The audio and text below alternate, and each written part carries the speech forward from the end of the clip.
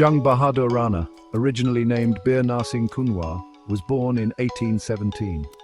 His family, though not royal, held a prominent position within Nepal's military aristocracy.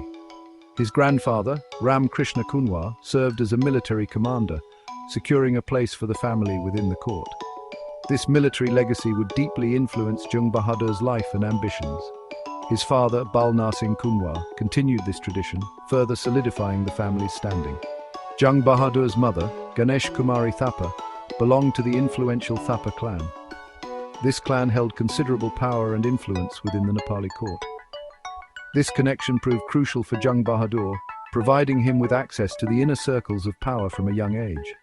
The young Bir Narsingh, later known as Jung Bahadur, grew up amidst the intrigue and power struggles of the Nepali court. Surrounded by seasoned courtiers and ambitious nobles, he quickly learned the art of political maneuvering. He observed the shifting alliances, betrayals, and ruthless power plays that characterized the court. These early experiences shaped his understanding of power and his own aspirations to rule. Jung Bahadur's early life was marked by both privilege and turmoil. Growing up in his family's home in Kathmandu, he received an education befitting his status. He learned about military strategy, the art of diplomacy, and the intricacies of Nepali politics. However, his education extended beyond books and formal lessons. The volatile political climate of the court served as a practical training ground, honing his instincts for survival and power. He demonstrated an early aptitude for military skills, excelling in swordsmanship, horsemanship, and marksmanship. He quickly rose through the ranks, gaining a reputation for courage and decisiveness on the battlefield. His military exploits garnered him respect and recognition, further fueling his ambition. His military prowess did not go unnoticed. He caught the eye of the then Prime Minister Bhimsen Thapa, his own maternal uncle, who recognized his potential and provided him with opportunities to prove himself. This patronage proved invaluable, propelling Jung Bahadur further into the center of power. During the early 19th century, Nepal was a kingdom teetering on the brink of chaos. The once powerful Shah dynasty, weakened by internal strife and external threats, struggled to maintain control. Factions within the court, primarily the powerful Thapa and Pandey families, vied for dominance, further destabilizing the kingdom. Intrigues, conspiracies, and assassinations became commonplace, creating an atmosphere of fear and uncertainty. The death of King Rajendra Bikram Shah in 1841 triggered a succession crisis, exacerbating the existing tensions. Queen Rajya Laxmi Devi, ambitious and ruthless, sought to secure her position as regent for her young son, Surendra Bikram Shah. She played the various factions against each other, further deepening the political chasm. This period of intense political instability created the perfect conditions for an ambitious and ruthless leader like Jung Bahadur to rise to power. He skillfully navigated the treacherous waters of the court, exploiting rivalries and forging alliances to advance his own position. The crumbling foundations of the old order paved the way for a new era, one dominated by the Rana regime. The Kot Parva, a night of unprecedented bloodshed and treachery, marked a turning point in Nepal's history and the beginning of Jung Bahadur's brutal ascent to power.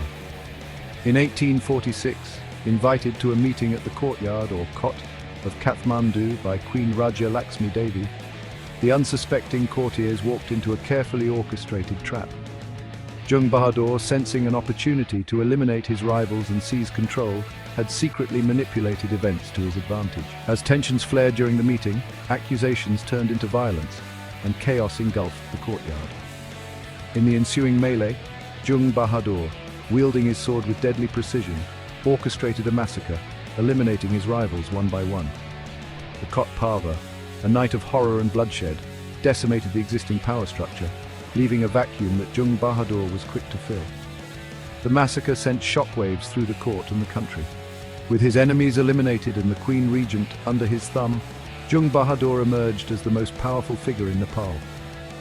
He wasted no time in consolidating his newly acquired power, establishing a new order with himself at its helm. The Kot Parva, a testament to his ruthlessness and ambition, marked the beginning of the Rana regime, a dynasty that would rule Nepal for over a century. The Kot Parva, while a significant victory, did not guarantee Jung Bahadur absolute power.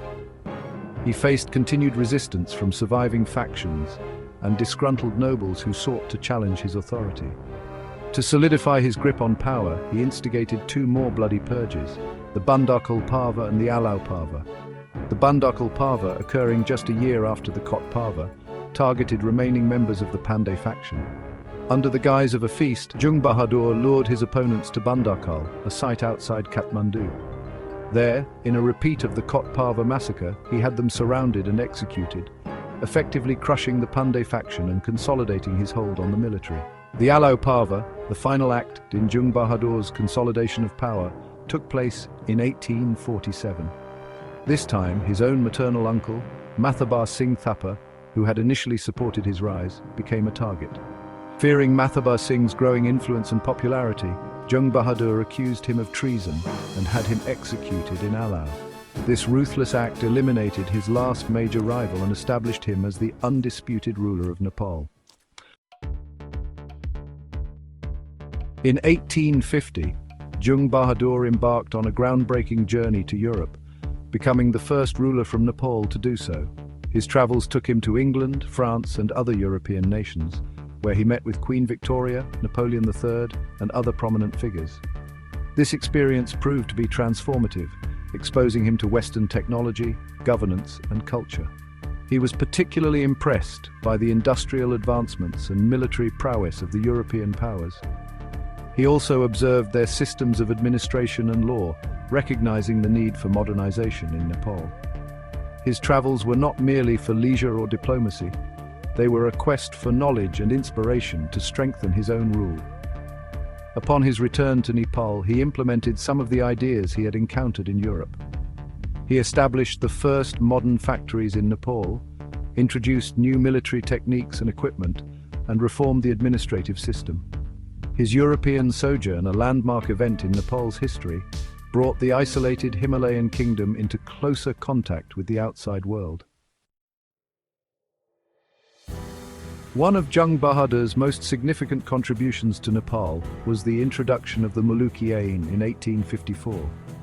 This comprehensive legal code, inspired by Hindu legal texts and his observations of European legal systems, aimed to unify the diverse legal practices prevalent in Nepal under a single codified law. The Muluki Ain addressed various aspects of Nepali society, including criminal justice, property rights, family law, and caste-based distinctions. It introduced significant social reforms, such as abolishing the practice of sati, or widow burning, and slavery. While it maintained the existing caste hierarchy, it also provided some legal protections for lower castes. The Muluki Ain, though criticized for its rigidity and biases, brought much-needed order and consistency to the Nepali legal system. It served as the foundation of Nepal's legal framework for over a century, undergoing several revisions and amendments over the years. Its impact on Nepali society and legal tradition remains significant to this day.